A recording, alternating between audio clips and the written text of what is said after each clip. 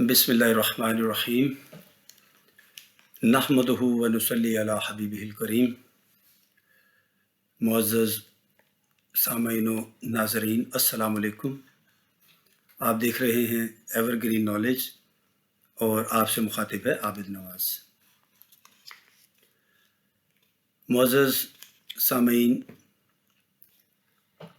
حمد اس پروردگار عالم کو لائق ہے جس نے ایک لفظ کن سے اس عالم کو تخلیق فرمایا، جو ہم سب کا خالق ہے، مالک ہے، رازق ہے، قہار ہے، غفار ہے، اور پھر اس کائنات کو تخلیق فرمانے کے بعد اللہ جل شانہ نے حضرت انسان کو پیدا فرما کر اپنی خلافت کے عہدے پر مامور فرمایا، اسے اشرف المخلوقات بنایا، تمام مخلوقات پر فوقیت اور فضیلت عطا فرمائی، اور پھر ایسا رحیم و کریم ہے کہ اس نے یہ سب کچھ جو کہ انسان کے لیے ہی تخلیق فرمایا ہے، یہ خیمہ افلاق استادہ فرمایا، تمام ارض و سماوات بنائے، اور ان سب کو انسان کی خدمت پر مامور فرمایا، انسان کے لیے ان سب کو مسخر کر دیا، اور عہدہ خلافت انسان کو عطا کر کے اسے فضیلت بخشی۔ تو ان تمام نعمتوں کو عطا کرنے کے بعد بھی رب تعالیٰ نے اپنی نعمتوں کا دروازہ بند نہیں کیا، بلکہ کرم بالائے کرم یہ کیا کہ اللہ جل شانہ نے حضرت انسان کی اصلاح اور درستی کے لیے انبیاء کرام علیہ السلام جو ہیں وہ مبعوث فرمائے۔ کم و بیش 1,24,000 انبیاء کرام اس دنیا میں تشریف لائے، وہ سب کے سب انسانوں کی اصلاح کے لیے آئے۔ تو انبیاء کا تشریف لانا جو ہے یہ بھی کسی نعمت سے کم نہیں۔ جہاں اللہ تعالیٰ نے اتنی بے شمار نعمتیں انسان کو عطا فرمائیں، وہاں انبیاء جیسی نعمت جو ہے وہ بھی عطا فرمائی۔ کسی شاعر نے کیا خوب کہا ہے کہ گر بر تنے من زبان شود ہر منہ، گر بر تنے من زبان شود ہر منہ، احسان تیرا شمار نتوانم کرد۔ یعنی مراد یہ ہے کہ اے اللہ، اگر میرے جسم پر تمام بال زبانیں بن جائیں اور تیری حمد و ثنا بیان کریں تو پھر بھی تیری حمد و ثنا کا حق ادا نہیں کیا جا سکتا۔ تو اللہ تعالیٰ نے انبیاء کرام تخلیق فرمائے، پیدا فرمائے، مبعوث فرمائے، اور پھر سب سے بڑھ کر امام الانبیاء تاجدار دو عالم محمد صلی اللہ علیہ وآلہ وسلم کو مبعوث فرمایا اور تمام نبیوں کا سردار بنایا۔ سبحان اللہ، کیسا بادشاہ نبیوں کا سردار، کیسا بادشاہ کہ نبیوں کا سردار، گناہگاروں کا غمخوار، شافع روز شمار، رحمت پروردگار، بے کسوں کا کس، بے بسوں کا بس، کمزوروں کا زور، بے سہاروں کا سہارا، جس کا ذکر پاک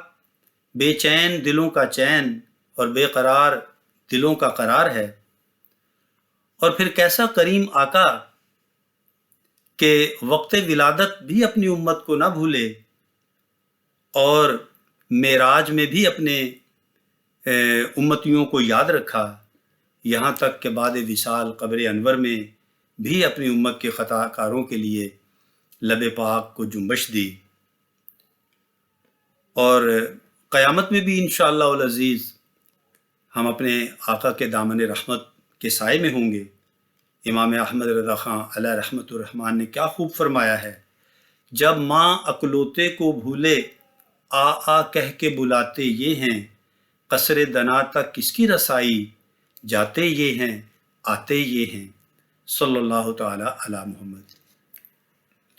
اللہ تعالیٰ کی حمد و ثنا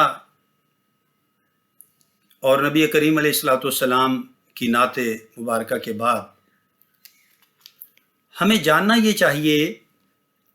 کہ انسانی زندگی کا اصل مقصد کیا ہے۔ ناظرین گرامی، اللہ تعالیٰ نے بندوں کو اپنی عبادت کے لیے پیدا فرمایا ہے، یعنی باعث تخلیق انسانیت کیا ہے؟ اللہ جل شانہ کی ذات کو پہچاننا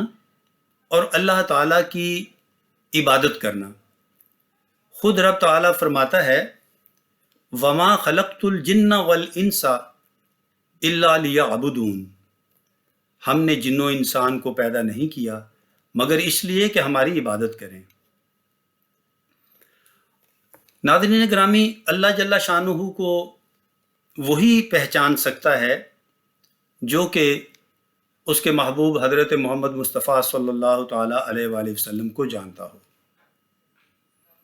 مثال کے طور پر عیسائی، یہودی، مجوسی، مشرکین اور دیگر مذاہب کے لوگ چاہے کتنی بھی عبادات کریں، سالہ سال عبادت کرتے رہیں، لیکن وہ صحیح معنوں میں نہ عارف بن سکتے ہیں اور نہ عابد، اس لیے کہ نبی کریم صلی اللہ تعالیٰ علیہ وآلہ وسلم کی ذات گرامی کو پہچانے اور جانے بغیر اور آپ کی رسالت کا اقرار کیے بغیر کوئی بھی انسان جو ہے وہ اللہ کی معرفت حاصل نہیں کر سکتا۔ اللہ جل شانہ نے قرآن پاک میں بھی اپنی معرفت اور اپنی پہچان جو ہے جگہ جگہ اپنے محبوب علیہ الصلوۃ والسلام کے ذریعے سے کروائی۔ فرمایا هو الذی ارسل ورسولہ بالہدی ودین الحق، یعنی رب العالمین وہ شان والا ہے جس نے اپنے رسول علیہ الصلوۃ والسلام کو ہدایت اور سچے دین کے ساتھ بھیجا۔ اور ایک جگہ فرمایا هو الذی بعث فی الامیین رسولا منہم، پروردگار وہ شان والا ہے جس نے بے پڑھوں میں ایک شان والا رسول بھیجا، انہی میں سے ہے۔ ناظرین گرامی، اگر کوئی شخص اللہ تعالیٰ کو خالق ارض و سماوات ہونے کے حوالے سے پہچانے تو وہ عرفان میں ناقص ہے، اور جو اللہ تعالیٰ کو خالق رسول اللہ صلی اللہ علیہ وآلہ وسلم ہونے سے جانے وہ کامل مومن ہے۔ اللہ تعالیٰ نے اپنے پیارے محبوب علیہ الصلوۃ والسلام کی تخلیق پر ناز فرمایا ہے اور بار بار فرماتا ہے کہ اگر ہماری شان صناعی دیکھنا ہے تو ہمارے شان والے محبوب حضرت محمد صلی اللہ علیہ وآلہ وسلم کو دیکھو۔ صناع کی کاریگری مصنوع سے پہچانی جاتی ہے، اور استاد یا عالم کا زور علمی اگر دیکھنا ہو تو اس کے شاگرد کو دیکھا جاتا ہے۔ مثال کے طور پر علامہ اقبال رحمۃ اللہ علیہ نے ایک مقام پر انگریز گورنر سے جب اس نے یہ کہا کہ آپ کوئی ایسا نام ہمیں دیجئے جنہیں ہم شمس العلماء کا خطاب دینا چاہتے ہیں، تو علامہ اقبال رحمۃ اللہ علیہ نے اپنے استاد محترم مولوی میر حسن صاحب کا نام دیا۔ تو انگریز گورنر نے کہا کہ آپ ان کی کوئی تصنیف یا کوئی کتاب بتا سکتے ہیں ہمیں؟ تو علامہ رحمۃ اللہ علیہ نے فرمایا کہ ان کی تصنیف مجھ سے بڑھ کر آپ کیا دیکھنا چاہتے ہیں، میں ان کی تصنیف ہوں۔ تو معلوم یہ ہوا کہ اگر کسی استاد کا علمی مرتبہ دیکھنا ہو تو اس کے شاگرد کو دیکھا جائے۔ اسی طرح اللہ جل شانہ کا جو کمال ہے وہ مصطفیٰ صلی اللہ علیہ وآلہ وسلم کے جمال میں نظر آتا ہے۔ یوں سمجھ لیں کہ حضور علیہ الصلوۃ والسلام کی ذات گرامی جو ہے وہ مظہر ذات ذوالجلال ہے۔ پیر میر علی شاہ رحمۃ اللہ علیہ نے کیا خوب لکھا کہ اس صورت نو میں جان آکھاں کہ جانے جہان آکھاں، سچ آکھاں تے رب دی شان آکھاں، جس شان تھی شانہ سب بنیاں۔ اور ایک اور شاعر پنجابی زبان میں لکھتا ہے کہ کالیاں زلفاں والا دکھی دلاں دا سہارا، کالیاں زلفاں والا دکھی دلاں دا سہارا، قسم خدا دی مینوں سب نالوں پیارا، کالیاں زلفاں والا۔ دساں کی میں مصطفیٰ دی کڈی اچی شان ہے، دساں کی میں مصطفیٰ دی کڈی اچی شان ہے، آپ دی تعریف وچ سارا ہی قرآن ہے، آپ دی تعریف وچ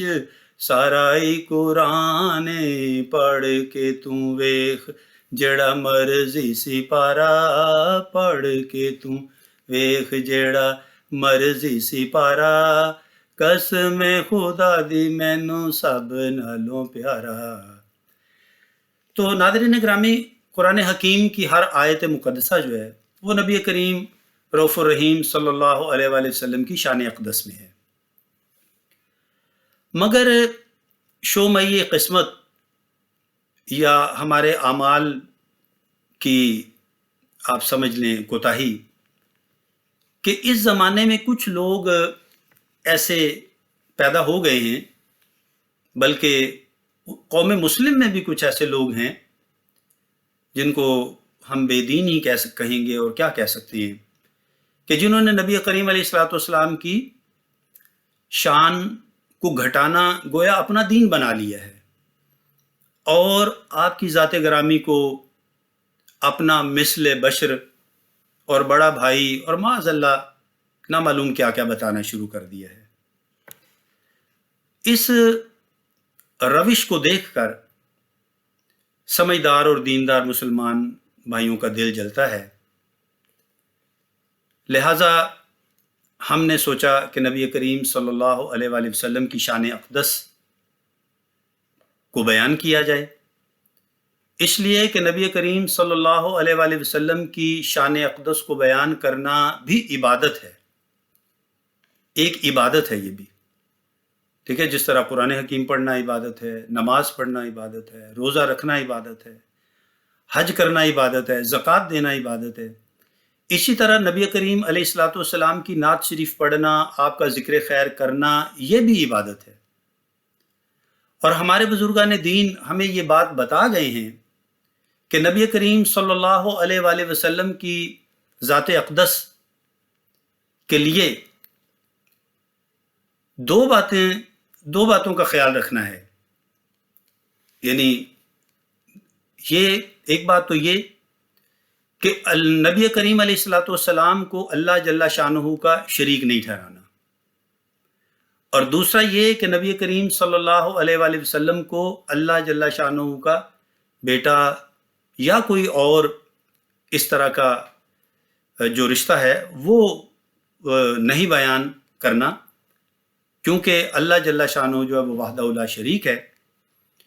اور نہ کسی کو اس نے جنا ہے، نہ کسی نے اس کو جنا ہے، اور وہ اس کا کوئی ہمسر نہیں، وہ وحدہ لا شریک ہے۔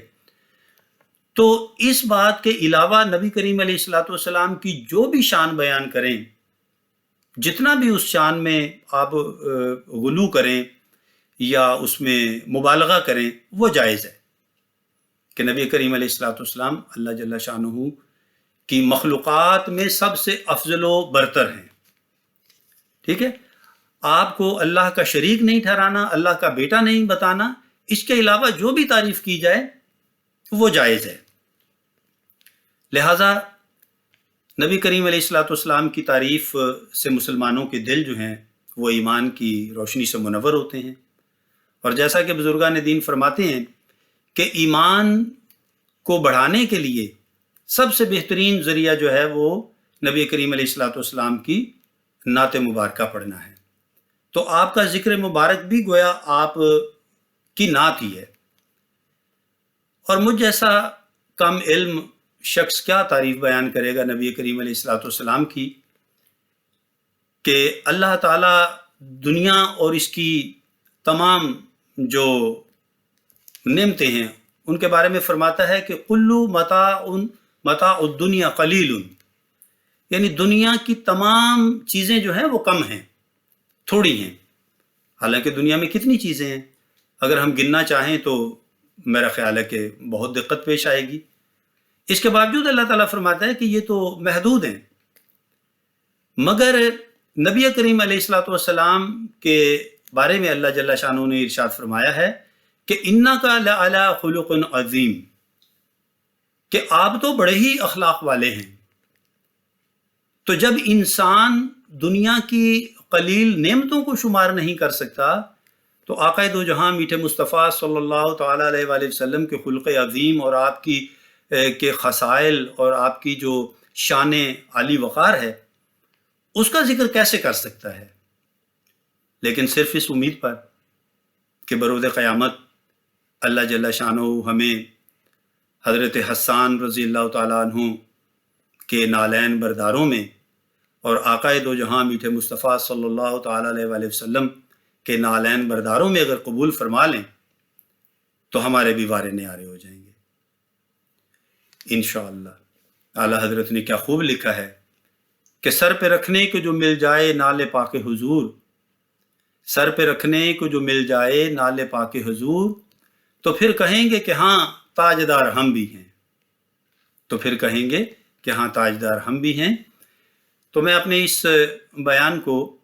مولانا ظفر علی خان رحمۃ اللہ علیہ کے اس شعر کے ساتھ ختم کرنا چاہوں گا کہ نماز اچھی، روزہ اچھا، حج اچھا، زکوٰۃ اچھی، مگر میں باوجود اس کے مسلمان ہو نہیں سکتا، نہ جب تک کٹ مروں میں خواجہ یثرب کی حرمت پر، نہ جب تک کٹ مروں میں خواجہ یثرب کی حرمت پر، خدا شاہد ہے کامل میرا ایمان ہو نہیں سکتا۔ اللہ جل شانہ سے دعا ہے کہ ہمیں اپنے پیارے حبیب آقا دو جہاں میٹھے مصطفیٰ صلی اللہ علیہ وآلہ وسلم کی عظمت کو پہچاننے اور اپنے دلوں میں نقش کرنے کی توفیق دے۔ ناظرین گرامی، اس کے ساتھ ہی آپ سے اجازت چاہوں گا۔ امید کرتا ہوں آپ کو ہماری یہ ویڈیو پسند آئی ہوگی اور آپ ہمارے اس چینل کو لائک، سبسکرائب اور شیئر کریں گے، اور اس کے ساتھ ساتھ اپنے کمنٹس بھی دیں گے۔ صحت و زندگی رہی تو انشاءاللہ آئندہ ویڈیو کے ساتھ آپ سے پھر ملاقات ہوگی۔ تب تک کے لیے اپنا بہت خیال رکھیے گا۔ اللہ آپ کا حامی و ناصر ہو۔ فی امان اللہ۔